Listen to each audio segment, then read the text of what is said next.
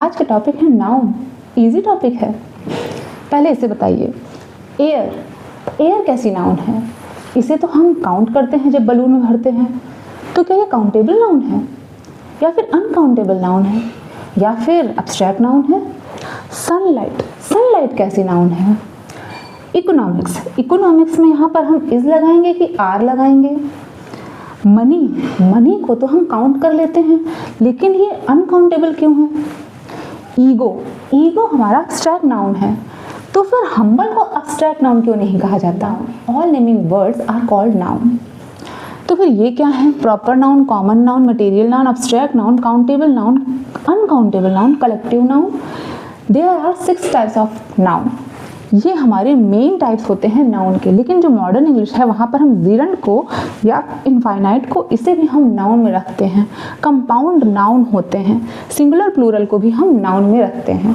तो चलिए जल्दी जल्दी समझते हैं। नंबर पर प्रॉपर नाउन है। Proper nouns are the nouns that refer to specific entities. मतलब किसी चीज़ का कोई स्पेशल नाम होता है, उसको हम प्रॉपर नाउन से इंडिकेट करते हैं। जैसे पंजाब। अब कहीं हम रहते हैं, पंजाब हमको एक ही जगह मिलेगा, वो दूसरा नहीं है, तो उस एक पर्टिकुलर जगह का क्या नाम है? पंजाब नाम है। इंडिया। इंडिया एक ही है, पर्टिकुलर एक प्लेस है, उसका नाम इंडिया है। टॉमी। टॉमी किसी का नाम है, कोई एनिमल हो सकता है, कोई पर्सन हो सकता है, उसका नाम टॉमी है।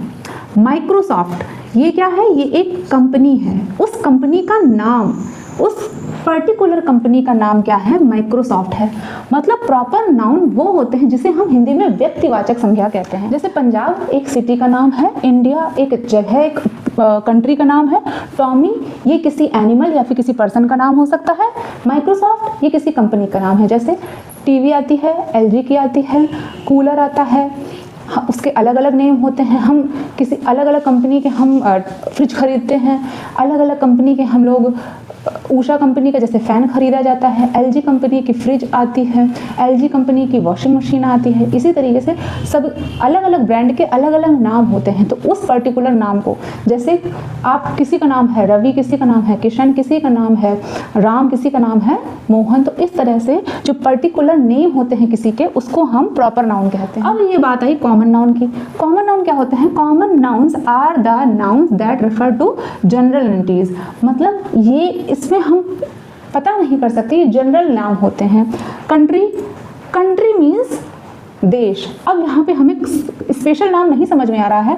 ये इंडिया भी हो सकती है, ये यूएसए भी हो सकती है, ये अफगानिस्तान भी हो सकती है, ये अमेरिका भी हो सकती है, ये इंग्लैंड भी हो सकती है, ये रूस भी हो सकती है। मतलब कंट्री में हमें क्लियर नहीं हो रहा कि किसका नाम लेना है। ये जनरल एंटिटीज होती है। सिटी। सिटी जो है, तो सिटी यहाँ पर नागपुर, कानपुर, दिल्ली, मुंबई, पंजाब क्लियर नहीं हो रहा है। मेन हम शहर की बात कर रहे हैं, वहाँ पर हम एक कैटेगरी की बात कर रहे हैं कि यहाँ पे सिटी की बात हो रही है। अब किस सिटी की बात हो रही है? पर्टिकुलर उसी को नहीं कहा जा रहा है।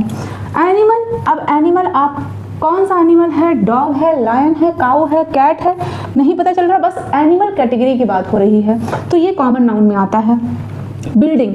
बिल्डिंग जैसे यहाँ पर अगर हम बिल्डिंग की बात करते तो ताजमहल, कुतुब मीनार, इस तरीके से बिल्डिंग के स्पेशल नेम होते हैं, तो वो प्रॉपर नाउन में आते हैं। अब बिल्डिंग की बात हो रही है यहाँ पर, तो बिल्डिंग से हमें बस पता चल रहा है कि कोई एक जगह है, कोई एक बिल्डिंग है, कोई एक इमारत है, लेकिन उस इमारत का नाम, उस बिल्डिंग का प्रॉपर नाम हमें नहीं पता।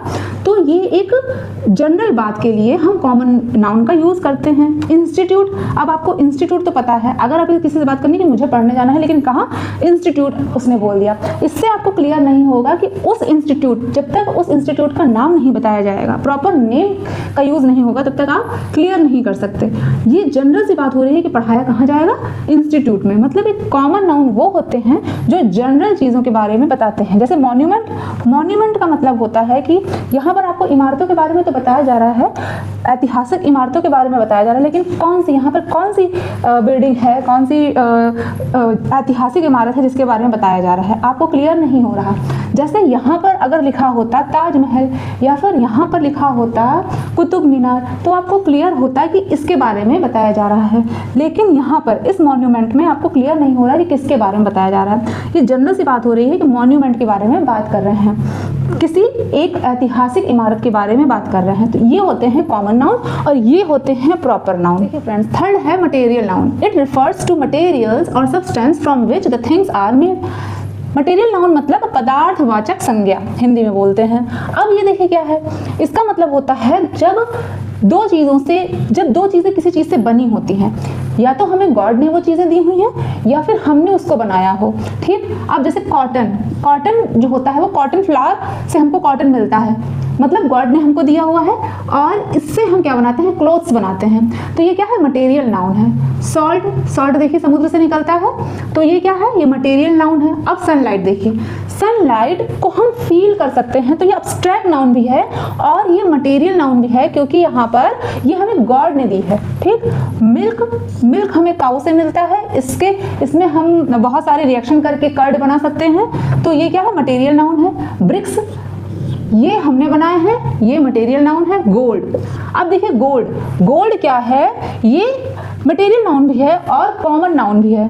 जैसे अगर गोल्ड रखा हुआ है तो गोल्ड का कोई नाम नहीं होता, पर्टिकुलर एक मटेरियल है वो, ये हम इसे सिर्फ गोल्ड से ही आइडेंटिफाई करते हैं। तो ये गोल्ड क्या है, मटेरियल नाउन भी है और कॉमन नाउन भी है। वाटर क्या है, ये मटेरियल नाउन है। शुगर क्या है, शुगर मटेरियल नाउन है। क्यों, क्योंकि देखिए इसे हमने खुद बनाया है। तो जो चीज़ें गॉड से हमें मिली है, जैसे सनलाइट, एयर भी मटेरियल नाउन में ही आती है। एयर को भी हम मटेरियल नाउन में रखते हैं और उसे हम अब्स्ट्रैक्ट नाउन में भी रखते हैं। मतलब एयर और सनलाइट ये दोनों चीज़ें हम मटेरियल नाउन में भी रखते हैं और अब्स्ट्रैक्ट नाउन में भी रखते हैं। गोल्ड को हम कॉमन नाउन में भी रखते हैं और मटेरियल नाउन में भी रखते हैं। अब आया कलेक्टिव नाउन क्या होता है, एक ग्रुप होता है किसी चीज का। It refers to a group of something in particular, मतलब किसी चीज का ग्रुप, किसी की भीड़ होती है। जैसे एग्जांपल टीम। अब देखिए टीम अपने आप में अकेली टीम नहीं होती है, उसमें 2-4 लोग होते हैं। पुलिस अकेला अपने आप में नहीं होता है, इसमें भी कुछ लोग होते हैं। अगर हमें पर्टिकुलर किसी की बात करनी है तो वहां पर हम पुलिस मैन लिखेंगे, लेकिन अगर पुलिस लिखा हुआ है तो इसका मतलब ये क्या है, कलेक्टिव नाउन है। टीम ऑफ क्रिकेटर्स, इस तरह से बात होती है, तो इसका मतलब एक कलेक्टिव नाउन है। पीपल अलग नहीं होते हैं, कुछ लोगों का झुंड होता है। हर्ड, तो ये क्या होती है, हर्ड ऑफ शिप होता है। कॉलोनी ऑफ एंड्स होते हैं, मतलब चींटियों के झुंड को हम कॉलोनी बोलते हैं। आर्मी ऑफ सोल्जर्स होता है, ये भी कलेक्टिव नाउन है।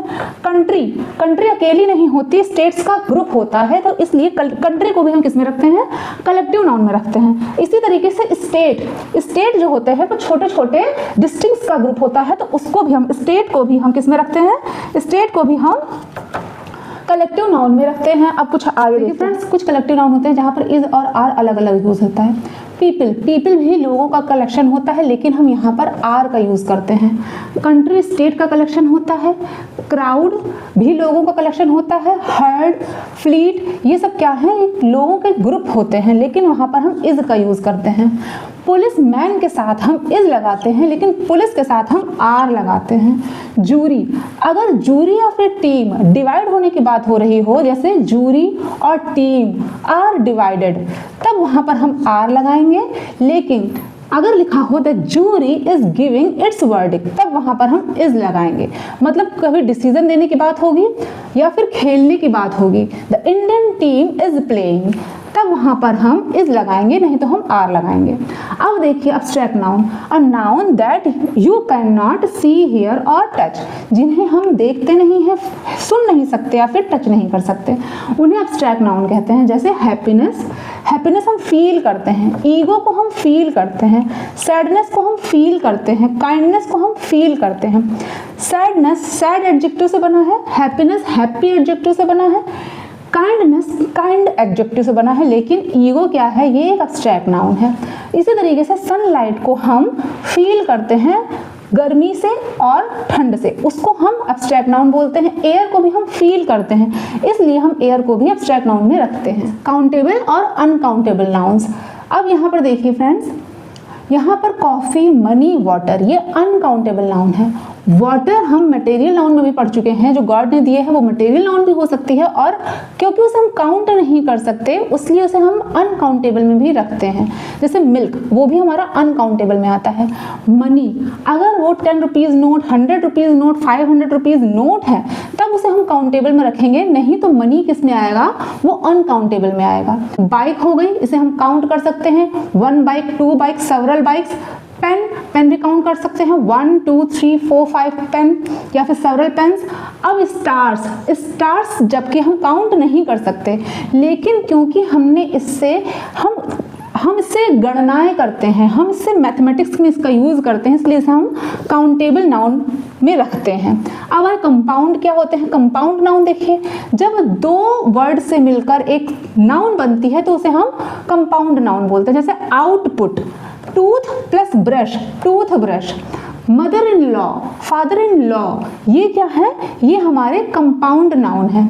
जिरंड क्या होते हैं? देखिए फ्रेंड्स, जिरंड होते हैं जो आईएनजी की फॉर्म लेके नाउन की तरह एक्ट करते हैं। जैसे राइटिंग, स्लीपिंग, राइटिंग, रीडिंग, ये क्या है? जिरंड हैं जो नाउन की तरह एक्ट करते हैं। सिंगुलर प्लूरल क्या होते हैं? देखिए फ्रेंड्स, सिंगुलर प्लूरल को भी हम नाउन में रखते हैं। जैसे मैन, चाइल्ड। अब मैन, चाइल्ड ये कॉमन नाउन में था, लेकिन यहाँ पर देखिए सिंगुलर है। चाइल्ड का क्या हो जाएगा? चिल्ड्रन, प्लूरल बन जाएगा। मैन का क्या हो जाएगा? मैन, ये इसका प्लूरल हो जाएगा। तो ये कॉमन नाउन में रखे जाते हैं सिंगुलर प्लूरल को। ओके फ्रेंड्स, आई होप आज का वीडियो अच्छा लगा होगा। वीडियो अच्छा लगा हो तो लाइक सब्सक्राइब जरूर करिए। Till then bye bye.